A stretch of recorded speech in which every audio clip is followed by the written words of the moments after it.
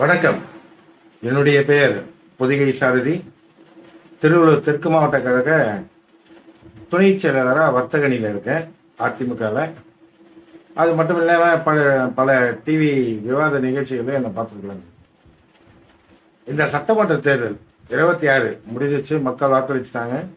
இன்னைக்கு ஒரு ஒரு முதல்வரை தேர்ந்தெடுத்திருக்கணும், இந்த வரைக்கும் எடுக்கலை. என்கிட்ட மெஜாரிட்டி இல்லாதனால அப்படியே பதவியேற்க முடியாமல் நின்றுட்டு இருக்கு.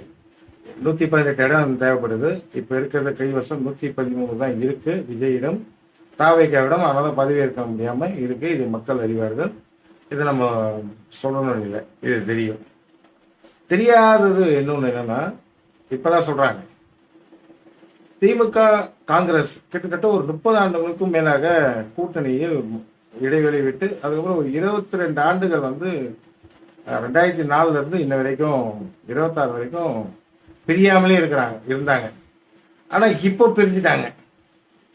எப்போ ஒரு நேற்றைக்கே முந்தா நாள் பேச்சுவார்த்தை விஜயிடம் நடந்து இன்னைக்கு பிரிஞ்சுட்டாங்க.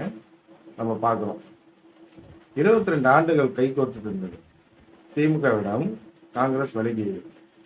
இப்பதான் டிஆர் பாலு என்ன சொல்றாரு, டிஆர் பாலு அந்த கட்சியில் இருக்கிறவங்க, திமுக கட்சியில் இருக்கிறவங்க என்ன சொல்றாங்க, காங்கிரஸ் துரோகி, எங்க முதுகுல குத்திட்டாங்க, காங்கிரஸுக்கு இங்க செல்வாக்கே இல்லை, நாங்க எங்களால தான் நாங்க வச்சுட்டு இருந்தோம், அதனால இப்ப எங்க முதுகுல குத்திட்டாங்கன்னு காங்கிரஸ்ன்னு இப்ப பதிவு பண்றாங்க.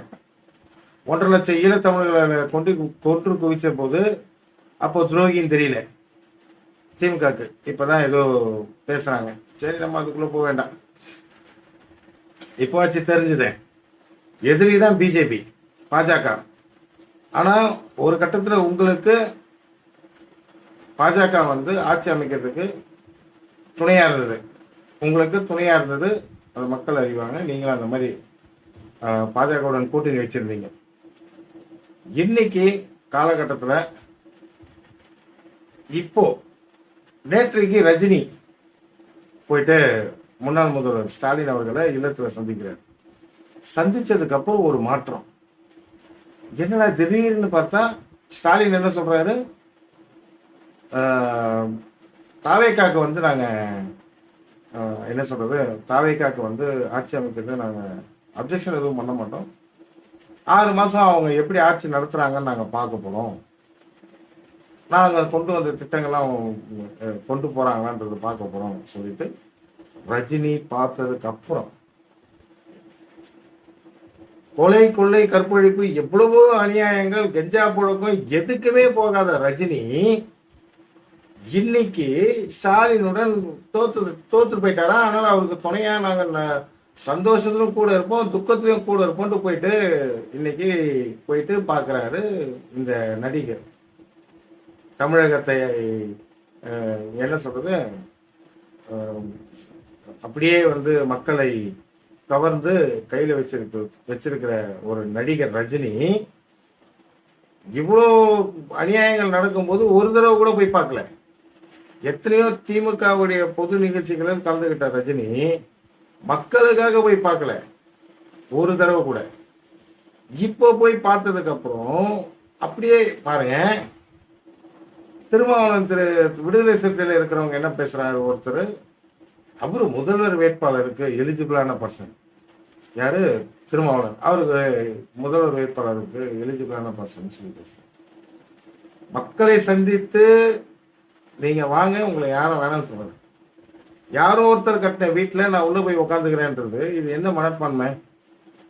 அது நம்ம முதல்ல ஒரு விஷயம் எனக்கு உண்மையாவே புரியல. இப்போ கூட்டணி பேச்சுவார்த்தை சூடு பிடிக்குது. நேற்று வரைக்கும் கம்யூனிஸ்ட் அறிவாலயத்தில் என்ன சொன்னாங்களோ, நான் அறிவாலயத்தை விட்டு போக மாட்டேன், நீங்க என்ன தள்ளுனாலும் நான் போக மாட்டேன், இங்கே தான் அறிவாலயத்தில் தான் இருப்பேன்னு சொன்னேன் கம்யூனிஸ்ட். இன்னைக்கு என்ன ரஜினி சந்திச்சதுக்கு அப்புறம் இன்னைக்கு என்ன பேட்டி தராங்க? ஒருவேளை பாஜக விஜய் ஆட்சி செய்யறதுக்கு தடையா நிக்குதோ, கவர்னர் கூப்பிடணும் விஜய் ஆட்சி செய்யறதுக்கு, எங்கன்னா இருக்கா? 118 இருந்தா தானே ஆட்சி அமைக்க முடியும், இதுதானே சட்டத்துல இருக்கு. நீ 113 வச்சுக்கிட்டு ஆட்சி அமைக்க கூப்பிடுனா எப்படி கூப்பிடுவாங்க? கவர்னர் எப்படி கூப்பிடுவாரு? அப்போ ரஜினி சந்தித்த பிறகு நல்லா புரிஞ்சுக்கணும், ரஜினி சந்தித்த பிறகு இது எல்லாமே நடக்குது. என்ன நடக்குது? கம்யூனிஸ்ட் இந்த மாதிரி பேசுறாரு, திருமாவளவன் இப்படி பேசுறாரு, ஸ்டாலின் உட்பட இப்படி பேசுறாரு. துரோகின்னு சொன்ன ஸ்டாலின், அந்த திமுகவிடம் இருந்த ஸ்டாலின், கட்சியில் இருக்கிற தலைவர்கள் சொன்ன, காங்கிரஸை விமர்சனம் செய்த தலைவர்கள் துரோகின்னு விமர்சனம் செய்தார்கள். இன்னைக்கு ரஜினி சந்திச்சதுக்கு அப்புறம் அப்படியே உள்டாச்சு. நல்லதுக்கு எதுக்குமே போய் பேசல திரு ரஜினி அவர்கள். இவ்வளோ சட்ட ஒழுங்கு சந்திச்சிருக்குது, அதை பத்திலாம் அதுக்கெல்லாம் போய் பேசல.